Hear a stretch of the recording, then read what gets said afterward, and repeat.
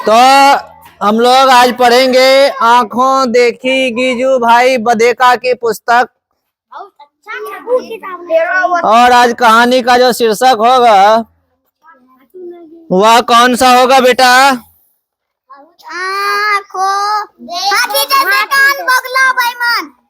हाथी जैसे कान। कौन सा कहानी है? कहाँ पर लिखा हुआ है बोगला बेमान?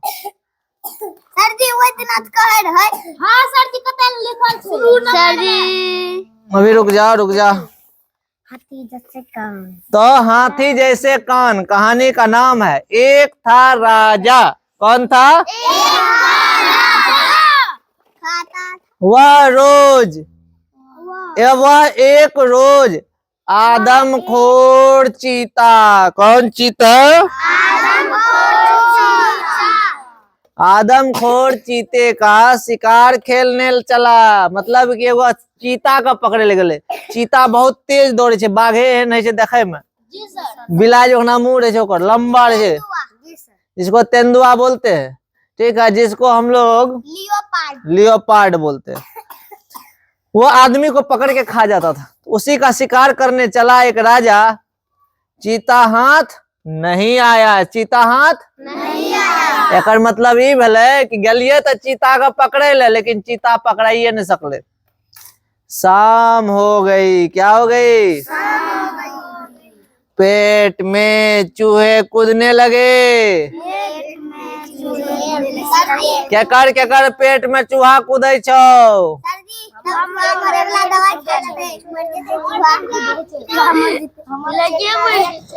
पेट में चूहे बोलने लगे। जब हमें भूख लगती है लागे छे कि पेट में चूहा कूद के लागले। राजा जंगल में भटक गया। राजा क्या हुआ? जंगल में खो गया। अपनी राजधानी भी वापस नहीं जा सकता था। बेचारा राजा कहाँ गया था? जंगल। किस चीज को पकड़ने के लिए? आदमखोर चीता को। लेकिन वह जंगल में खो गया, भटक गया। भूख से बिलबिलाता हुआ वह एक बरगद के छांव में जा बैठा। चीता को थी, राजा को बहुत जोर से भूख लगी थी। वह भूख से बिलबिला रहा था। केना बिलबिलावे छे? बहुत जोर से भूख लागल छे। चूल्ही पर अखनी अधने चढ़ेलकै है। हमरा तो भूख से हालत खराब छे। ने घर में मुढ़ी छे, ने चूड़ा छे, ने कुछो छे खाय ले। भै गेले यदि तब की हेते? तो लोग भूख से बिलबिला जाय छे।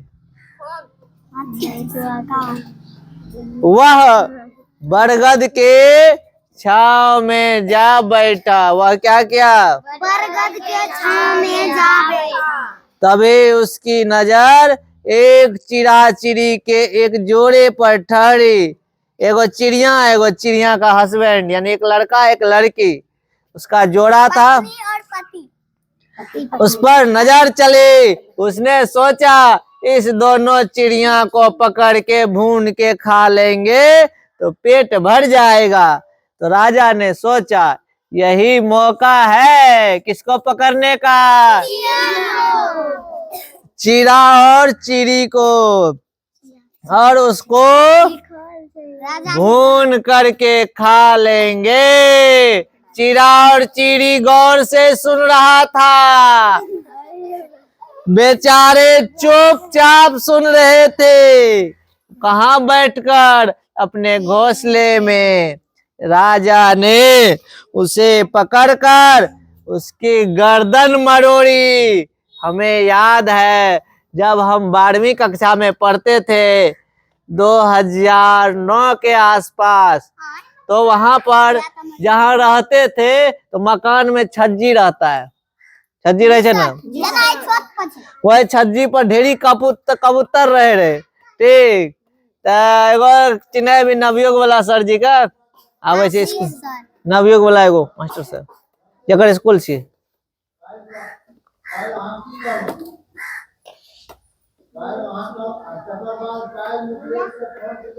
तब जो है ऊपर में कबूतर रहता था, तो वो एक रूम पार्टनर थे, 3 लड़का रहते थे। तो बोला कि जे कबूतर का मार भी ओकरा ओकरा कबूतर खाए ला दबो। ठीक, हमरा आर के तो मारे में डर लागे रहे, तो की करलिए, पकड़लक एगो कबूतर। कबूतर के पहले ओकरा मुड़ी मचार, तब हमें काटो, तब सबके ना पाप लिखता। कबूतर के मुड़ी पर कपड़ा रख दिलिए, मुड़ी का ना ना ना ना ना पूरा घुमा दिलिए, फिर कपड़ा खोल लिए तो मुड़ी ना ना ना कर सीधा कर दोगे। मुड़ी मरवे न करे, फिर मुड़ी पे ना कपड़ा दिलिए, ना ना घुमेलिए, घूमते घूमते पूरा घुमेलिए, फिर कपड़ा खोल मुड़ी सीधा कर लगे कबूतर। तब कहलिए हमरा नहीं खाना चीजा। तो राजा ने चिड़ा और चिड़ी को गर्दन पकड़ करके मरोड़ दिया और भून करके। सर जी गर्दन पकड़ के मरे रहे थे, वो फेरो मुड़ी सीधा कर दे। हां तेस न मरे, हमरा के कपड़ा ल के मरे रहिए ने, बड़ा मरा ले करे हाथ सब। इससे राजा को बहुत पाप लगा। क्या लगा? लेकिन सच बात यही है कि हम लोगों को किसी भी जीव को नहीं मारना चाहिए। क्या नहीं करना चाहिए? तुरंत उसके कान हाथी के कान जैसे बड़े हो गए। क्या हो गया? जैसे ही राजा ने चिड़ा और चिड़ी का मुड़ी मरोड़ करके भून कर खा लिया, उसको पाप लग गया। क्या लग गया? और पाप लगने के बाद उस राजा का कान हाथी जैसे बड़े हो गए। हाँ, अब कान उसका हवा लगा रहा है ऐसे ऐसे करके, बगल वाले को भी हिला रहा है।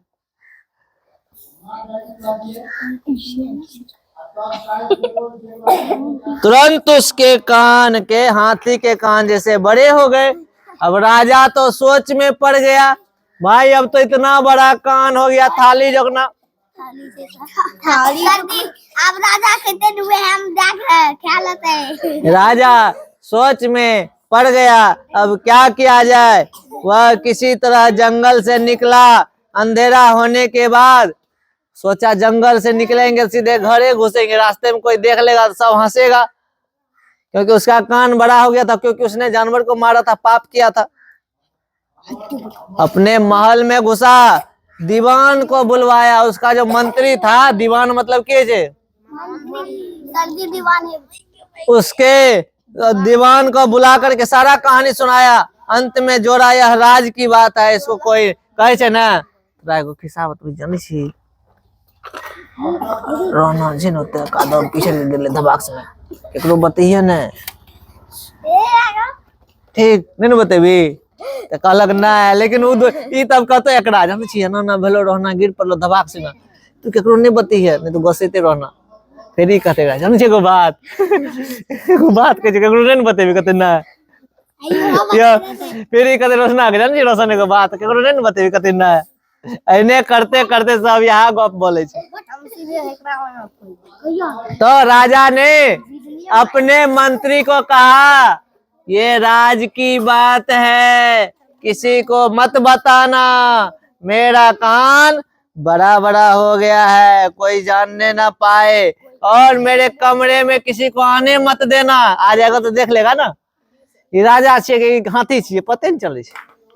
देख लो राजा का कान कितना बड़ा हो।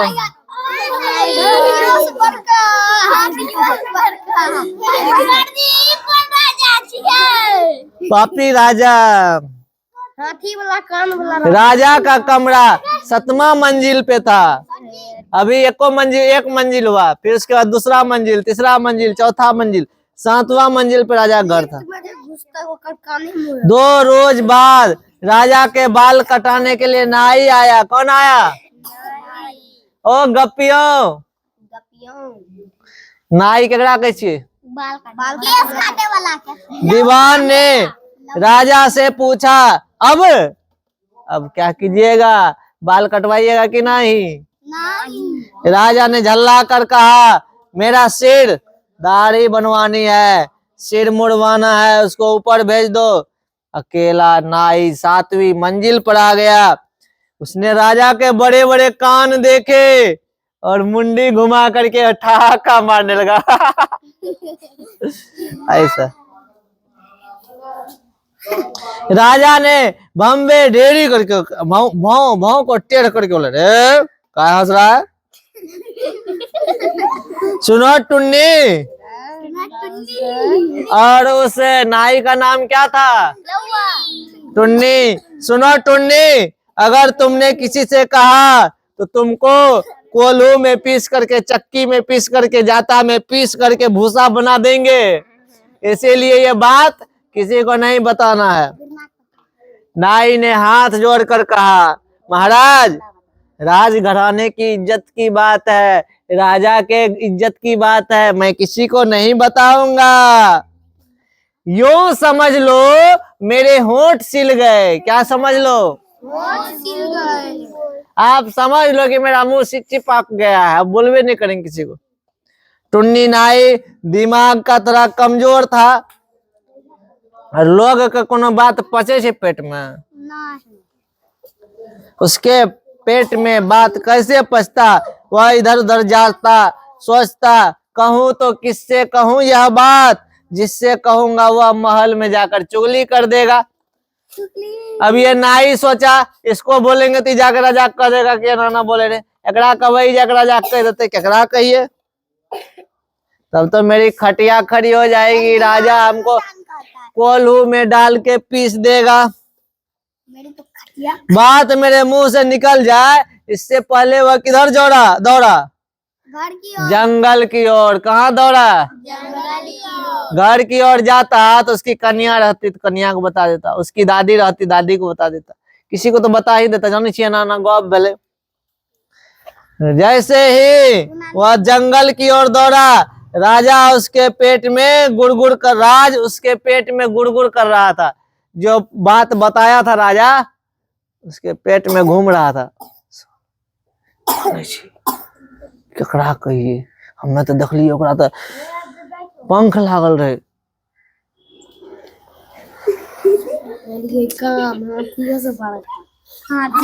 तो राज का बात उसके पेट में गुड़गुड़ कर रहा था, मुंह से कूद पड़ने के लिए जोर जोर से लग रहा था। आखिर नाई जंगल में पहुंचकर एक पेड़ से कह डाला। किससे कह डाला? कल के हम बेंचे से कहबे तो की घंटा फर्क पड़ता है, ओकरा पते नहीं चलते। तो गले पेड़ के पास के नाई के नाम की रही? टुन्नी। की नाम रही? पेड़ के पास गया और बोला, हाथी जैसे कान राजा के, हाथी जैसे कान, कहना मेरा मान राजा के, हाथी जैसे कान। वह ये नहीं बोला कि राजा का कान हाथी की तरह, वह कविता बोल दिया। हाथी जैसे कान राजा के, हाथी जैसे कान, कहना मेरा मान राजा के, हाथी जैसे कान। यह कविता सुनकर के पेड़ को बहुत मजा आया और यह सुनकर के वह खुशी से डोलने लगा। क्या करने लगा? वह मस्ती में आकर डोलते हुए गाने लगा। पेड़ जब सुना यह गाना को तो पेड़ भी, अरे चुपो ना, कहानी है तो कहानी को कहानी की तरह समझो ना। अभी हम लोग आकाश में बैठे हुए, आसमान में, नीचे बहुत दूर है धरती, हो सकता है गिरेंगे तो नीचे चले जाएंगे। जब कहानी पढ़ रहे तो कहानी को समझो। तो पेड़ मस्ती में डोलने लगा और वह भी गाने लगा यह कविता को। हाथी जैसे कान राजा के, हाथी जैसे कान, कहना मेरा मान राजा के, हाथी जैसे कान। तभी वहां पर एक बढ़ई पहुंचा। कहाँ पहुंचा? बढ़ई बोलते जो लकड़ी का काम करता है। पेड़ को जब वह गाते हुए सुना, बोला पेड़ का है गा रहा है, पगला वाला तो नहीं गया, पेड़ कहीं गाता है। उसने सोचा क्यों ना मैं पेड़ की लकड़ी से बाजा बनाऊं, राजा को नजर करो।